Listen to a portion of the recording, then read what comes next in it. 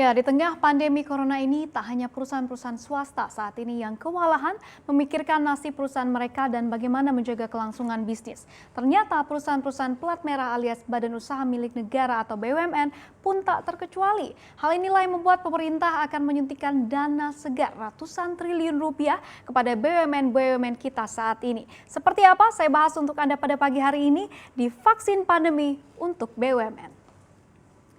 Ya, Presiden Joko Widodo ini baru saja mengeluarkan peraturan pemerintah atau PP soal pemulihan ekonomi nasional pasca pandemi COVID-19 ini. Di mana di dalam program penyelamatan ekonomi ini, berbagai dunia usaha akan mendapatkan dukungan dari pemerintah. Dan tak terkecuali ini adalah badan usaha milik negara atau BUMN yang akan mendapatkan suntikan fantastis, yaitu senilai kalau kita totalkan senilai 152,1 triliun rupiah.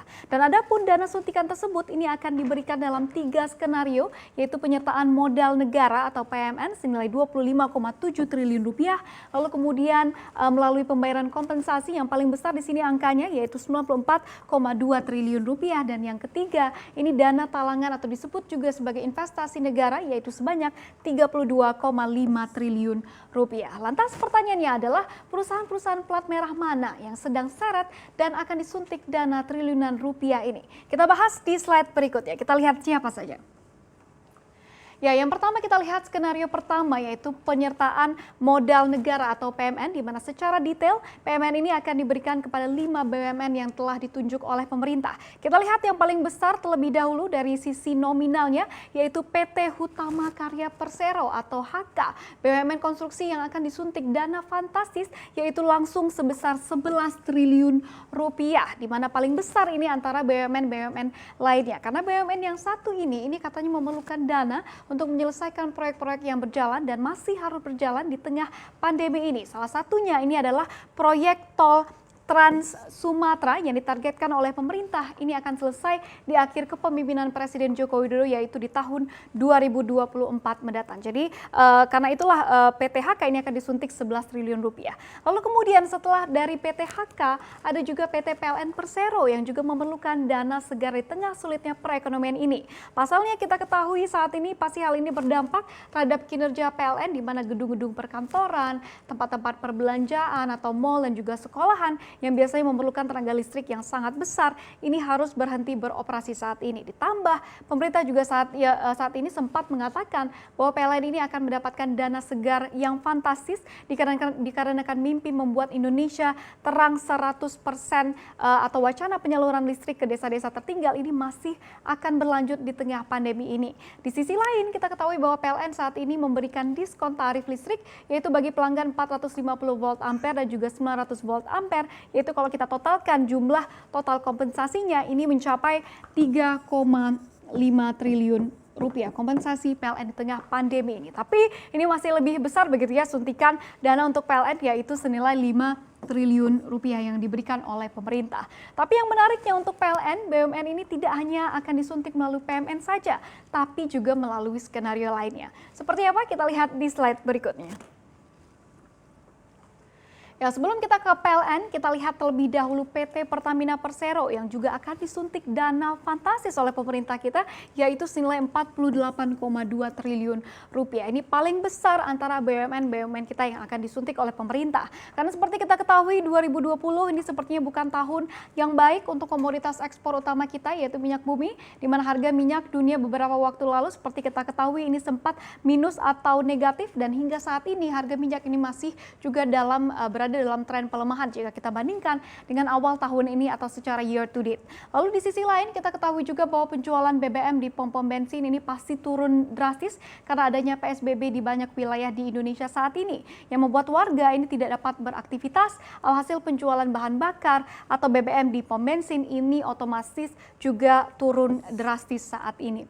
Lalu kemudian setelah Pertamina kita balik lagi kepada PLN, di mana ternyata PLN ini juga akan disuntik lewat skenario pembayaran kompensasi, yaitu angkanya ini sangat fantastis sekali mencapai 45,4 triliun rupiah. Alhasil sehingga kalau kita totalkan dana segar yang akan didapatkan oleh PLN sendiri ini mencapai 50,4 triliun rupiah, atau untuk PLN saja ini sudah 1/3 dari total anggaran yang disiapkan untuk BUMN lainnya. Yang katanya dana kompensasi ini dibutuhkan untuk mengkompensasi diskon yang telah diberikan oleh PLN di tengah pandemi ini. Seperti sudah kita bahas tadi, yaitu senilai 3,5 triliun rupiah.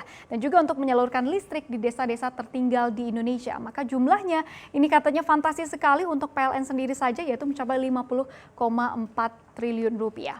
Lalu kemudian selain dua BUMN jumbo ini, ada juga Perum Bulog yang juga akan disuntik dana fantastis oleh pemerintah, yaitu senilai 560 miliar rupiah di tengah pandemi ini. Lalu kemudian setelah dua skenario ini, PMN dan juga pembayaran kompensasi, pemerintah juga akan memberikan dana talangan investasi untuk BUMN yang telah ditunjuk oleh sebagai modal kerja perusahaan, di mana alokasi dana untuk investasi ini mencapai 32,65 triliun dan akan diterima oleh 6 BUMN. Siapa saja yang akan menerima bantuan ini dan seperti apa? Kita lihat di slide berikutnya. Ya, yang pertama ini ada Garuda Indonesia atau GIAA, Our National Carrier, yang saat ini pasti sangat terpengaruh sekali kinerjanya dengan adanya PSBB yang sempat membuat penerbangan dilarang untuk beroperasi. Dan walaupun sekarang ini sudah dibolehkan beroperasi, dibolehkan kembali mengudara, jumlah penumpangnya pastinya turun drastis. Karena seperti kita ketahui, mudik saat ini dilarang keras oleh pemerintah. Dan jika Anda ingin terbang, ini juga memerlukan beberapa persyaratan. Jadi inilah yang membuat akhirnya pemerintah memutuskan untuk menyuntik dana fantastis kepada Garuda Indonesia, yaitu sebesar 8,5 triliun rupiah untuk membantu BUMN yang satu ini.